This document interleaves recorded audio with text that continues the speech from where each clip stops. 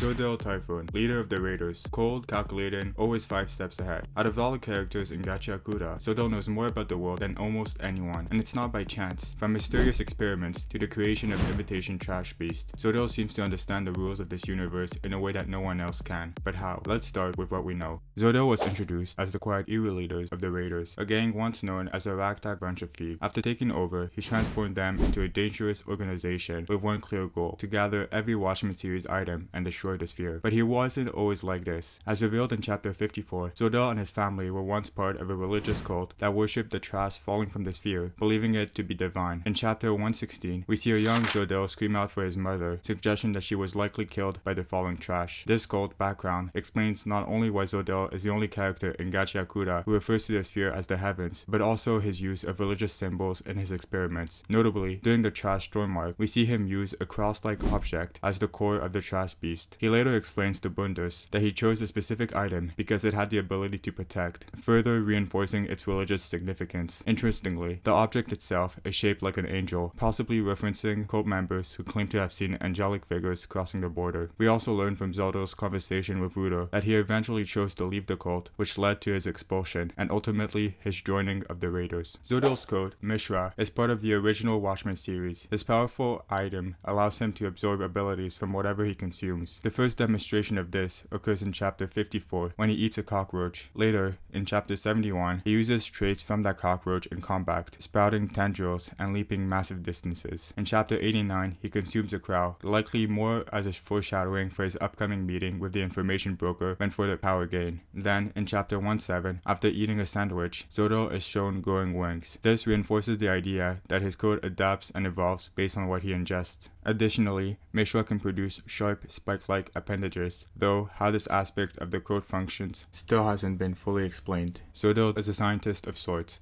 In chapter 64, he reveals his goal of artificially recreating the Watchman series. Though his attempts have repeatedly failed, he makes a crucial discovery. By using those failed creations as a core and feeding them vital instruments as offerings, they can evolve into imitation trash beasts. But these beasts aren't mindless creatures. They're designed with a purpose: to break through the border surrounding the sphere. After the second beast is destroyed, Bundus calls the experiment a failure. Zodyl disagrees. For him, it was a success, because now he knows people can survive the crossing. To Zodyl, everyone, cleaners, raiders, even Rudo, are just data points. He also reveals that they have another beast prepared for a future attempt, and that this time they'll focus on strengthening it beforehand. But this leads to the biggest question: how does Zodyl know so much about everything, whether it be about Watchman series items or creating trash beast imitations? The real answer might lie in what's been hiding in plain sight. Zodyl is almost certainly in contact with the one who created the Watchman series. Let's rewind. In chapter 28, when Anjin takes Rudo out to scavenge for trash, we briefly see a man with the same gloves as Rudo and the same coat as Zodyl with 2 distinct sleeve belts appear on the screen of an old television that isn't plugged into any power outlet. It is later confirmed that Rudo takes that TV to the base, and much later in chapter 92, we still see Rudo carrying the TV. The author seems to go out of her way to draw attention to this seemingly irrelevant item. This is where my theory comes in. A few chapters after Rudo finds and keeps the TV, we are introduced to Zodyl, who seems to be talking to himself about not only present events, but also future events. We see him in a dark room, facing something that is glowing. That TV is a communication link to Canis Surebrec, the original creator of the Watchman series. And to be able to communicate with Canis Surebrec, one has to be a user of the Watchman series item. Hence, Zodyl knows so much and can predict so much because of his special communication with Canis Surebrec. That would explain everything. Why Zodyl knows so much about the Watchman series, notably that they were created and worn by a single man, how he knows that one must be incomplete to wear a Watchman series item, and how he can even predict the future at times. Zodyl isn't just experimenting, he's receiving direct guidance from the one who built the system. I also believe that in the future, Rudo will be able to communicate with Canis Surebrec through his own TV. Now we can finally understand why Zodyl knows so much about everything. However, some mysteries still remain. What's the real story behind Rio's past, and why does Engine already know it? Why does the boss seem to predict events before they happen? And could his tattooed eye actually allow him to see into the future? And just what is Tamsi really up to? These questions and how they are connected will be the focus of upcoming videos. So if you're ready to dig deeper into Gachiakuta's secret, make sure to like, drop a theory in the comments, and subscribe.